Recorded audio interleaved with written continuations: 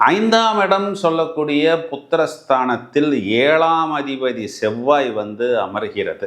இப்போ ஐந்தாம் இடம்ங்கிறது புத்திஸ்தானம். இப்போ ரிஷபராசிக்காரர்கள் பொதுவாகவே ரொம்பவும் கூலாகவும் ரிலாக்ஸ்டாகவும் எந்த ஒரு விஷயத்தையும் நன்றாக அனுபவிக்கக்கூடிய நபர்களாகவும், ஒரு ஜாலியாக, ஒரு உல்லாசமாக, ஒரு லக்ஷரியாக, ஒரு நல்ல ஃபுட்டாக இருக்கட்டும், நல்ல ட்ராவலாக இருக்கட்டும், சுவாரஸ்யமாக, பொழுதுபோக்காக, ஜனரஞ்சமாக, ரொம்பவும் ஹாட்ஸ்பாட்டாக, வைரலாக, அப்படியே ஒரு மாதிரி ஒரு ஃப்ரீயாக இருக்கக்கூடிய நபர்களாகத்தான் பொதுவாகவே இருப்பார்கள்.